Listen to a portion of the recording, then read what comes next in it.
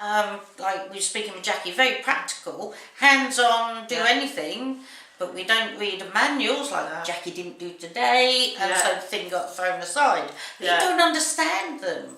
And this goes through life, and this, I think, causes frustration. I think we get very frustrated, very stressed as well. I think that is our biggest.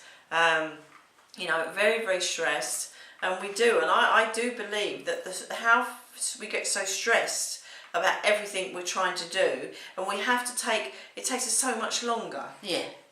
From me, as I say, when I went into college, I left school, no qualifications, no nothing, but what I had done, my mum and dad had bought me a typewriter.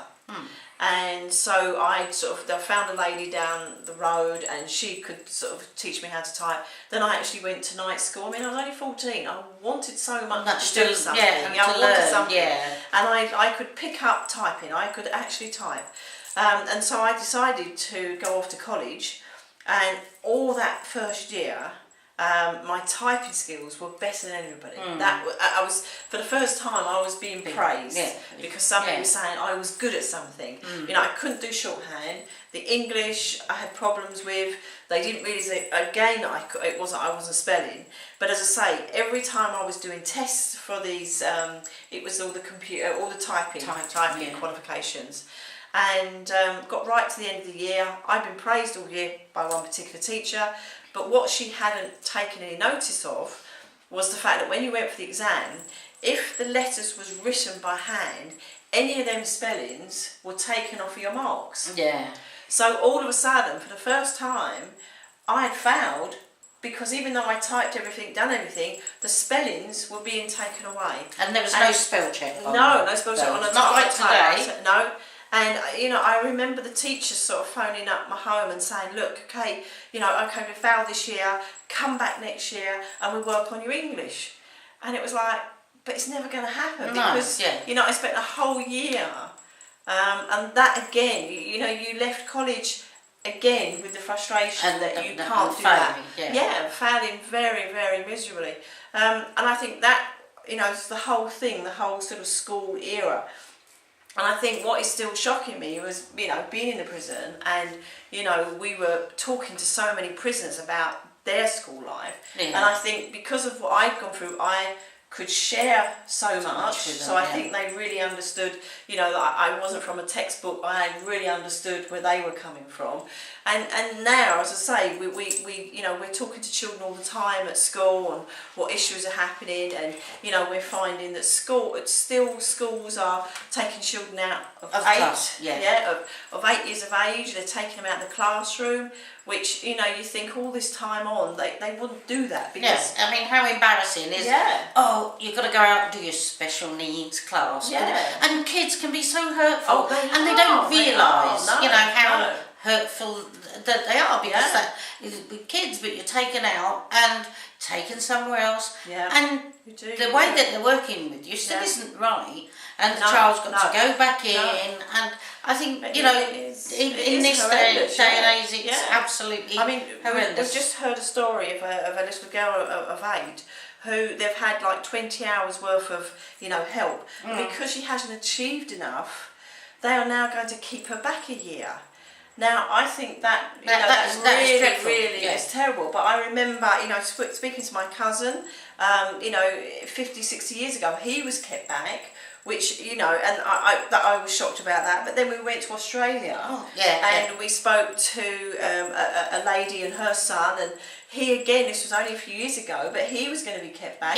But what was happening at this grouping, wasn't it, when they were talking about this teacher, they were telling us how fantastic she was.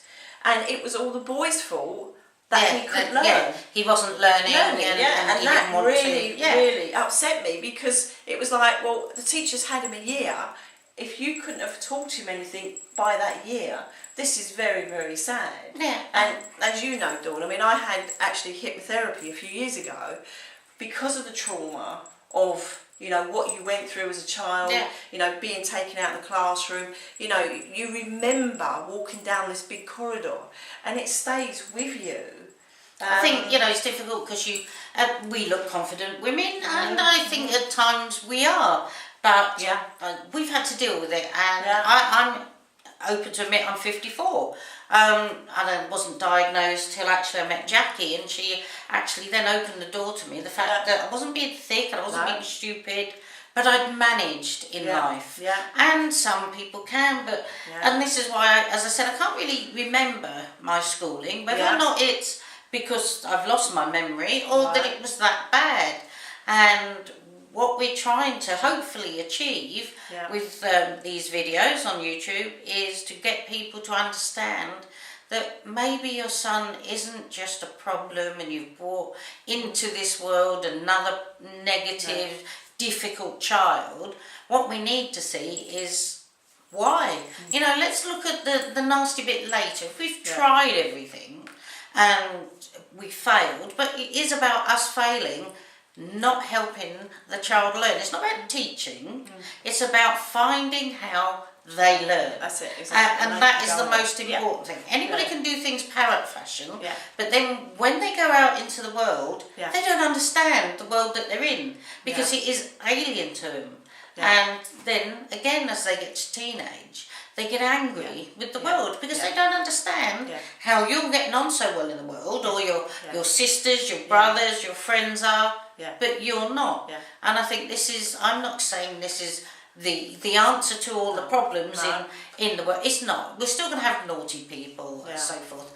But let's see if we can help those people learn to manage in life. There is a timeline, you know, when you see this timeline, and by 7, you know, I knew I was having a problem in society and school.